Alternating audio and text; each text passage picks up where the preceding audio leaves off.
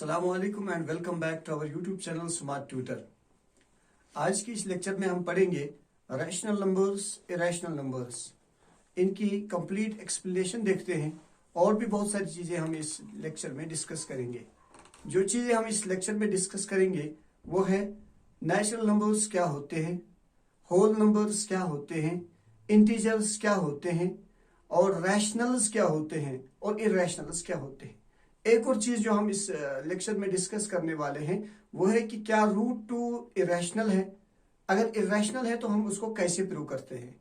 तो इस चीज को हम इन टॉपिक्स को हम इस लेक्चर में डिस्कस करेंगे। पहला टॉपिक जो यहाँ पर हमारा है वो है नेचुरल नंबर्स।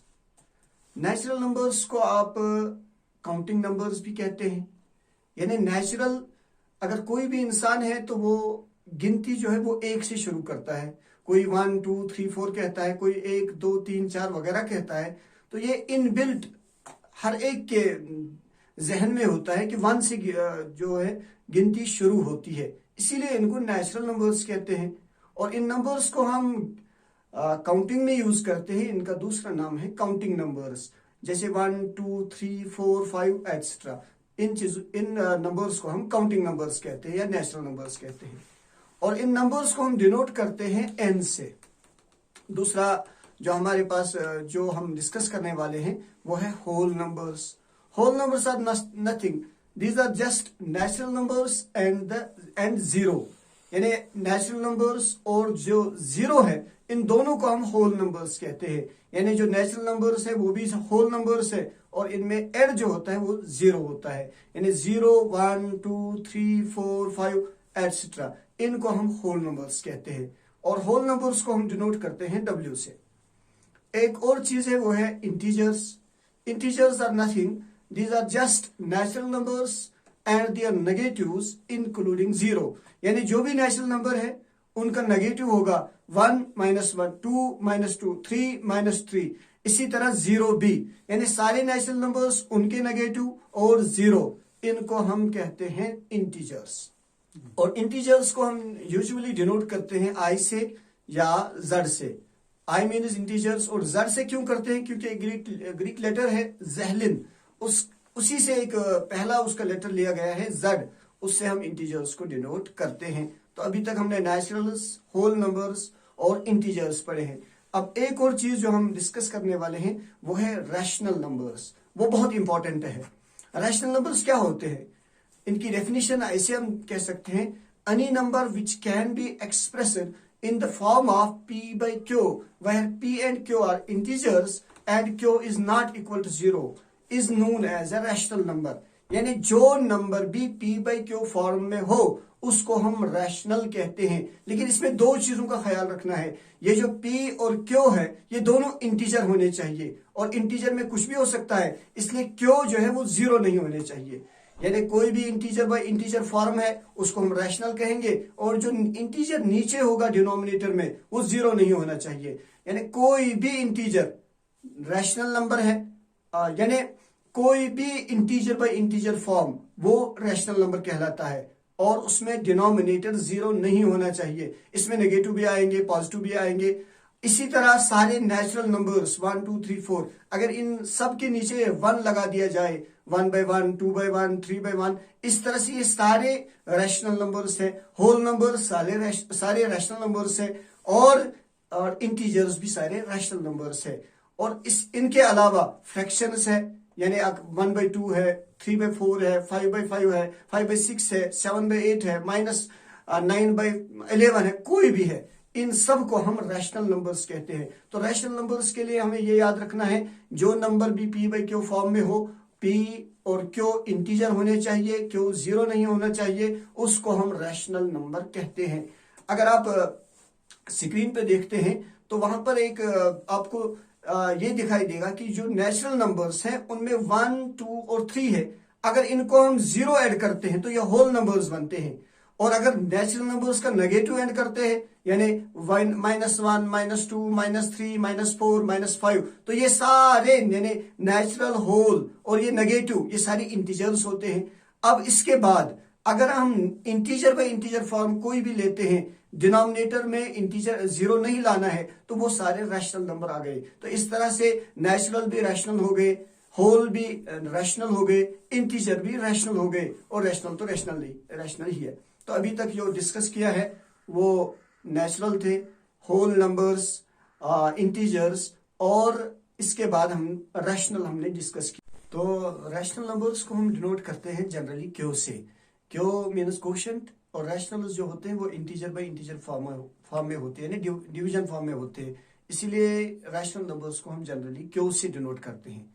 तो अभी तक हमने ये सारी चीजें पढ़ी। अब एक अहम चीज जो हम डिस्कस करने वाले हैं वो है इर्रेशनल नंबर। इर्रेशनल नंबर क्या होते हैं? Any number which can not be expressed in the form of p by q, where p and q are integers, is known as an irrational number। यानी कोई भी नंबर हो, अगर हम उसको p by q फॉर्म में नहीं लिख सकते हैं, यानी इंटीजर बाय इंटीजर फॉर्म में नहीं लिख सकते हैं, तो उस नंबर को हम क्या कहते हैं? Irrational number. अभी तक जो भी हमने देखा कि जो p by q फॉर्म में नंबर्स थे उनको हमने रैशनल कहा। जो p by q फॉर्म में नहीं है, यानी इंटीजर बाय इंटीजर फॉर्म में नहीं है, यानी नहीं लिख सकते हम उनको, तो उनको हम इर्रेशनल कहते हैं।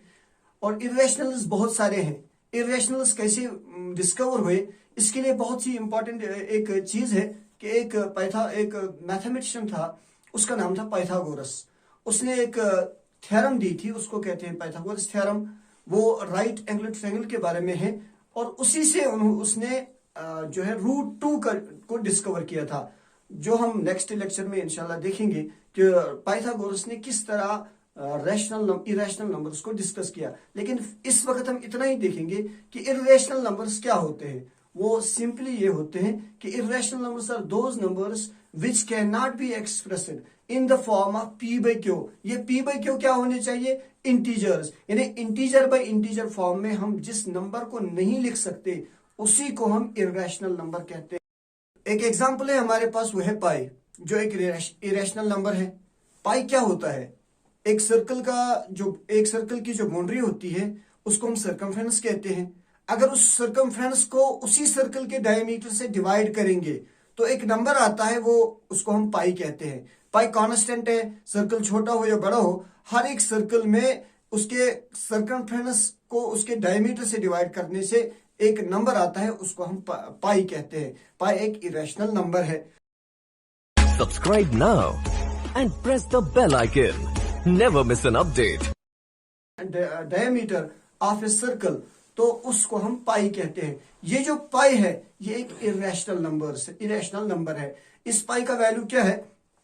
इस पाई के जो डिसिमल प्लेसेस है वो बहुत सारे हैं, यानी अभी तक या दुनिया में पता नहीं कितने करोड़ इसके डिसिमल प्लेसेस जो है डिस्कवर किए गए हैं, फाइंड किए गए हैं। लेकिन इरेशनल नंबर्स की ये प्रॉपर्टी है कि इनकी डेसिमल प्लेसेस न टर्मिनेट होती है न रिपीट होती है।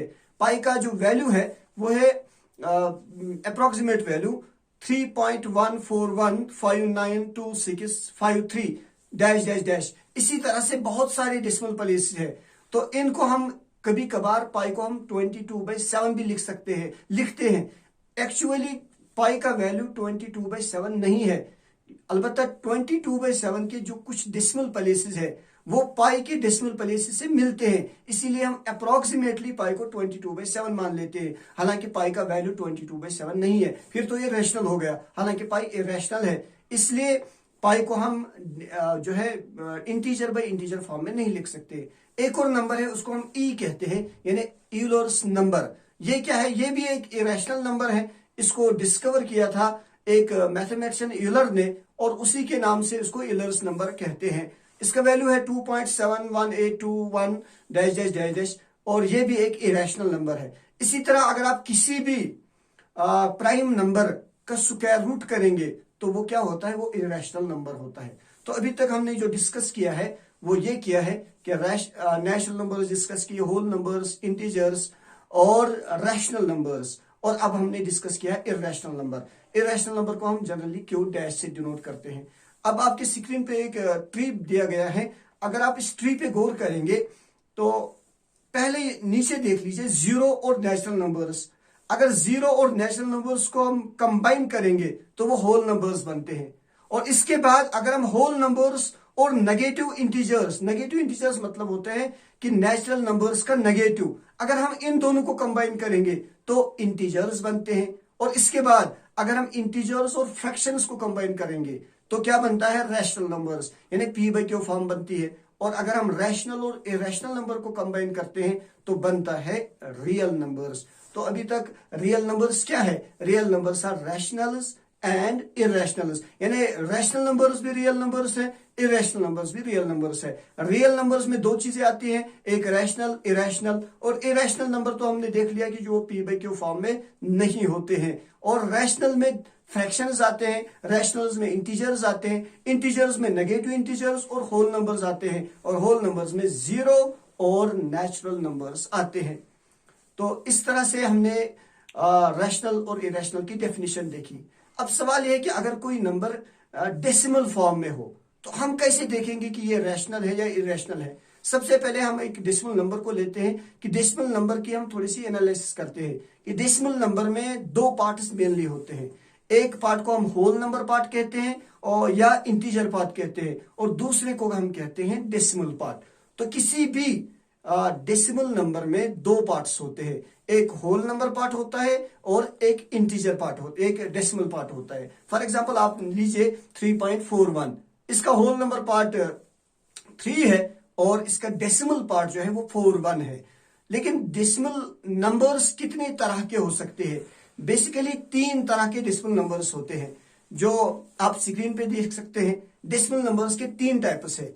एक को हम कहते हैं टर्मिनेटिंग डेसिमल नंबर्स, दूसरे को क्या हम कहते हैं non terminating but repeating decimal numbers, और एक को हम कहते हैं non terminating non repeating decimal numbers. इसके एग्जांपल्स भी आपके स्क्रीन पे दी गई है। यानी जिस डेसिमल नंबर का डेसिमल पार्ट टर्मिनेट होता है, खत्म होता है, यानी 2.15, इसका जो डेसिमल पार्ट है वो 15 है, टर्मिनेट होता है 15 के बाद इसका कोई डिजिट नहीं है, तो इसको हम कहते हैं टर्मिनेटिंग डेसिमल नंबर। एक एग्जांपल और है 3.212, इसमें 212 इसका डेसिमल पार्ट है तो ये टर्मिनेट होता है। इस तरह से हम इसको टर्मिनेटिंग डेसिमल नंबर कहते हैं। एक और डेसिमल फॉर्म में है वो है non terminating repeating decimal form.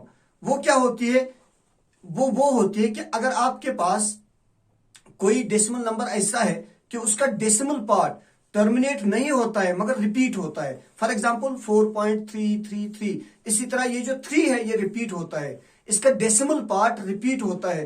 तो ऐसे नंबर को हम non terminating but repeating decimal number कहते हैं, यानी जिसका डेसिमल पार्ट रिपीट होता है। एक ही नंबर, एक ही डिजिट रिपीट नहीं हो सकता, 2 भी हो सकते हैं, 3 भी हो सकते हैं, इसी तरह और भी हो सकते हैं। यानी 0.1212, इसके 2 डेसिमल जो 2 डिजिट जो है वो रिपीट होते हैं, और इन दोनों को हम कहेंगे non terminating but repeating decimal number. ये 2 टाइप हो गए। अब तीसरा टाइप ये है कि वो ऐसा डेसिमल नंबर जिसका डेसिमल पार्ट ना रिपीट होता है ना टर्मिनेट होता है। फॉर एग्जांपल 3.14159265 इसमें जो डेसिमल पार्ट है ये एक इन्हें पर्टिकुलर पैटर्न, ये रिपीट नहीं होता, it goes for ever without any pattern.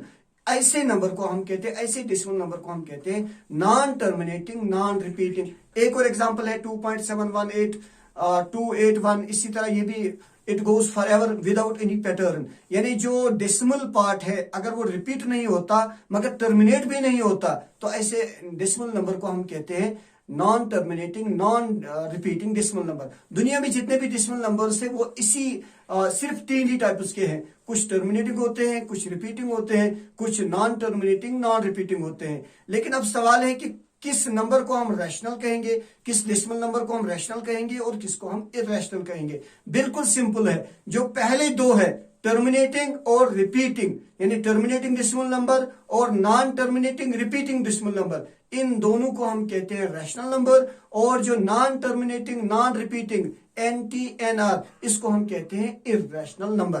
तो अभी तक हमने जो डेफिनेशन पढ़ी थी वो ये थी कि एक डेसिमल नंबर है, उसके 2 पार्ट से, एक होल नंबर या इंटीजर पार्ट और दूसरा उसका होता है डेसिमल पार्ट। अगर ये डेसिमल पार्ट पे डिपेंड करता है, जिस तरह का डेसिमल पार्ट होगा डेसिमल नंबर वैसे ही होगा। अगर वो टर्मिनेट होता है तो टर्मिनेटिंग डेसिमल नंबर, अगर वो रिपीट होता है तो रिपीटिंग डेसिमल नंबर। इन दो को हम रैशनल कहते हैं। अगर वो नॉन टर्मिनेटिंग नॉन रिपीटिंग होगा तो इसको हम कहते हैं non terminating non repeating decimal number. तो ये इरेशनल होता है। तो अब एक और सवाल ये है कि क्या square root of prime numbers, जो हमने अभी डेफिनेशन में देखा कि ये एक इरेशनल नंबर है, हम इसको प्रूव करेंगे कि square root of a prime number ये कैसे इरेशनल नंबर है। इसके लिए हमें दो चीजों की जरूरत है, दो कंसेप्ट, दो बातें आप याद रखें, उसके बाद हम प्रूफ की तरफ जाते हैं। सबसे पहली चीज वो है कि को-प्राइमस, एक कंसेप्ट है को-प्राइमस। को-प्राइमस क्या होते हैं? प्राइम नंबर्स का नाम तो आपने सुना होगा। को-प्राइमस क्या होते हैं? Coprimes are simply those two integers जिनका HCF 1 हो। यानी दो इंटीजर्स को आप लीजिए, उनके कॉमन फैक्टर्स देखिए। अगर कॉमन फैक्टर्स में कुछ भी नहीं है, सिर्फ 1 है, तो उन दो नंबर्स को, उन दो इंटीजर्स को हम को-प्राइमस कहते हैं। यानी two integers are said to be co-primers if they have no common factor other than 1। इसी बात को दूसरे तरीके से कहिए, two integers are said to be co-primers if their HCF is 1, जब उनका हाईएस्ट कॉमन फैक्टर 1 हो। अब ये जरूरी नहीं कि दो को जो को-फैक्टर्स हो, को-प्राइमर्स हो, वो खुद प्राइम नंबर्स हो, ये जरूरी नहीं है। अब 4 और 5 की एग्जांपल लीजिए। 4 प्राइम नंबर नहीं है लेकिन 5 प्राइम नंबर है, ये जरूरी भी नहीं, दोनों भी नहीं हो सकते, लेकिन ये को-प्राइमर्स है। अगर आप इनका HCF निकालेंगे तो वो 1 आता है। इस तरह से 4 और 5 क्या हो गए? को-प्राइमर्स। ये एक कंसेप्ट हुआ को-प्राइम का। दूसरी चीज जो आपको समझनी है वो ये है कि आपके टेक्स्ट बुक में, आपके सिलेबस में एक थ्योरम है जो थ्योरम 1.3 के नाम से है।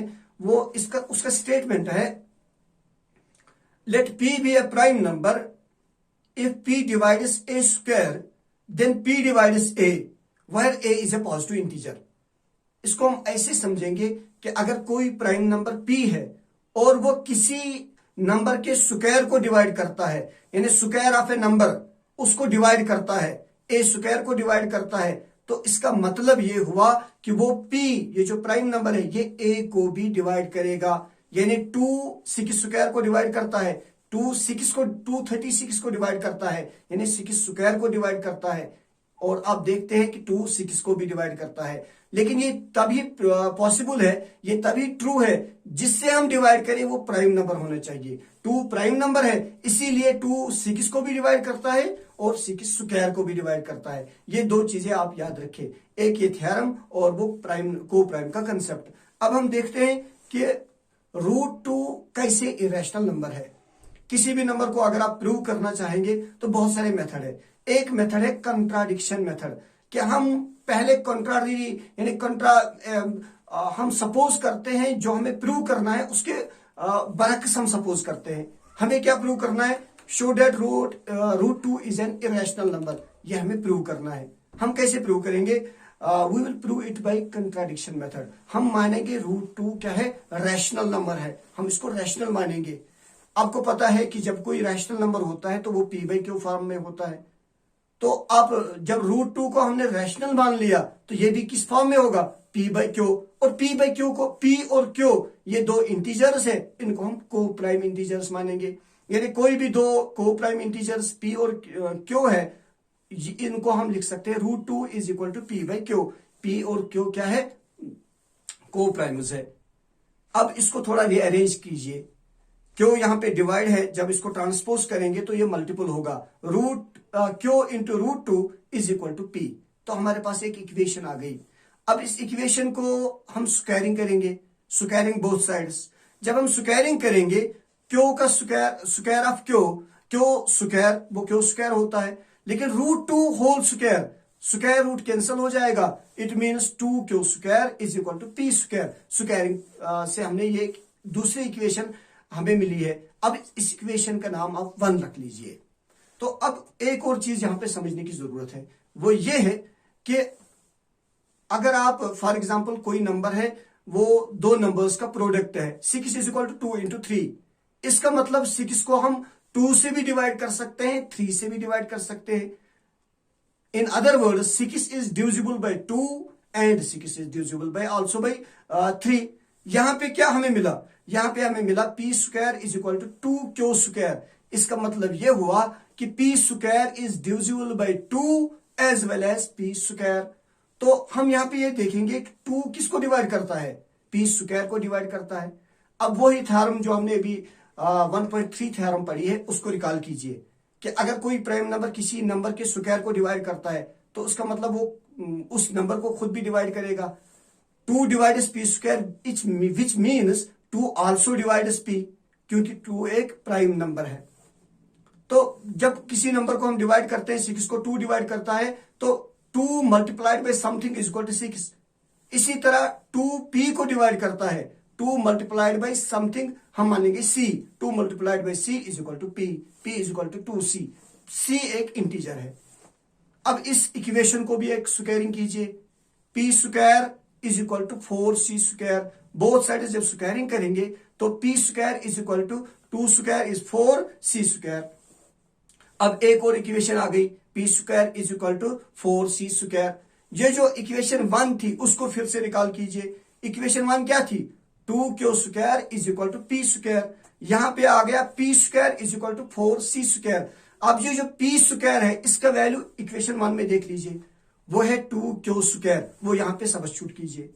तो उस एतबार से ये क्या बनता है, 2q square is equal to 4c square. 2 से डिवाइड कीजिए, 2 2s are 4, तो क्या आता है, q square is equal to 2c square. तो हमें एक और इक्वेशन बन गई, q square is equal to 2c square. अगर आप इस इक्वेशन को देख लें जिस तरह आपने इक्वेशन 1 को देख लिया, तो यहां पे 2 डिवाइड डेफिनेटली करता है q स्क्वायर को, जिस तरह वहां पे 2 p स्क्वायर को डिवाइड करता है, इसी तरह यहां 2 q स्क्वायर को डिवाइड करता है। अगर आप इस इक्वेशन में देख लें कि 2 q स्क्वायर को डिवाइड करता है, क्योंकि 2c square is equal to q square. इसका मतलब 2 multiplied by something is equal to q square, यानी q स्क्वायर 2 से डिवाइड होता है। अब वही थ्योरम फिर से रिकॉल कीजिए, 1.3 थ्योरम, जिसमें कहा गया था कि एक प्राइम नंबर अगर किसी नंबर के स्क्वायर को डिवाइड करेगा तो उस नंबर को भी करेगा। यहां पे 2 q स्क्वायर को डिवाइड करता है, तो इसका मतलब 2 किसको भी डिवाइड करेगा, q को भी डिवाइड करेगा। तो हमने देख लिया 2 ने डिवाइड p स्क्वायर को भी किया और p को भी किया, 2 ने डिवाइड q स्क्वायर को भी किया और q को भी किया। इसका मतलब p और q में जो कॉमन फैक्टर है वो 2 हो गया, यानी 2 ने p को भी डिवाइड किया, 2 ने q को भी डिवाइड किया। इस तरह से कॉमन फैक्टर्स में से 2 भी आ गया। लेकिन अगर आप देख लें, हमने एक सपोज किया था कि p एंड q आर को प्राइमर्स, इनका GCD, इनका HCF 1 है, इनके जो कॉमन फैक्टर्स है वो उनमें सिर्फ 1 है। लेकिन हमने क्वेश्चन को सॉल्व किया तो हमने ये देख लिया कि p और q का कॉमन फैक्टर 2 भी है, तो ये कंट्राडिक्शन है। कंट्राडिक्शन इस बात के लिए है कि p एंड q आर को प्राइमर्स। अब सवाल ये कि कंट्राडिक्शन क्यों हो गई, जब हमने को प्राइम मान लिया तो फिर 2 इनका कॉमन फैक्टर कैसे हो गया। ये कंट्राडिक्शन एक्चुअली हमने एक इनकरेक्ट एजम्पशन पहले की थी, वो ये किया था कि √2 को हमने क्या मान लिया था, रैशनल मान लिया था। इसका मतलब वो एजम्पशन इनकरेक्ट, इंक्लूड ये किया, एक इनकरेक्ट एजम्पशन थी कि √2 इज अ रैशनल नंबर, जो एक इनकरेक्ट एजम्पशन थी। और इस तरह से कंक्लूजन ये है कि √2 is not a rational number, it is irrational number. तो इस तरह से हमने ये प्रूव किया √2 इज एन इरेशनल नंबर। अगर आप देख सकते हैं कि आपकी एक्सरसाइज जो 1.3 है उसका पहला क्वेश्चन है, प्रूव दैट √5 इज इरेशनल। इसको भी आप बिल्कुल इसी तरह प्रूव कर सकते हैं, यानी जिस तरह मैंने √5 को इरेशनल प्रूव किया, आप √2 को इरेशनल मैंने प्रूव किया, आप √5 को भी इरेशनल कर सकते हैं प्रूव। जो कॉमन फैक्टर मुझे यहाँ पे आया था वो 2 था, आपको कॉमन फैक्टर 1 आएगा, 5 आएगा। तो आप इसी तरह बिल्कुल इसी कंट्राडिक्शन मेथड से आप √5 को भी आप प्रूव कर सकते हैं, √7 को प्रूव कर सकते हैं, √11 को प्रूव कर सकते हैं। इस तरह से बहुत सारे प्राइम नंबर्स के स्क्वायर रूट को आप प्रूव कर सकते हैं इसी मेथड से कि these square root of prime number is an irrational number. तो इस तरह से हमने इस क्वेश्चन को प्रूव किया। अब एक अहम चीज है कि अभी तक जो कंसेप्ट हमने बताए, जो चीजें हमने डिस्कस की, कोई भी कंफ्यूजन होता है, कभी बातें समझ में नहीं आती, कमेंट सेक्शन में जरूर बताएं कि कहाँ पे कंफ्यूजन है, तो हम एक अलग सा उसका एक वीडियो बनाएंगे जिसमें आपकी कंफ्यूजन उसको हम दूर करेंगे। तो होप यू अंडरस्टैंड। इस तरह से हमने आपका जो है पहला क्वेश्चन और कुछ कंसेप्ट क्लियर किए। इस वीडियो में सिर्फ इतना ही है। अगले वीडियो में फिर मिलेंगे, तब तक के लिए खुदा हाफिज। अस्सलामु अलैकुम वरहमतुल्लाह।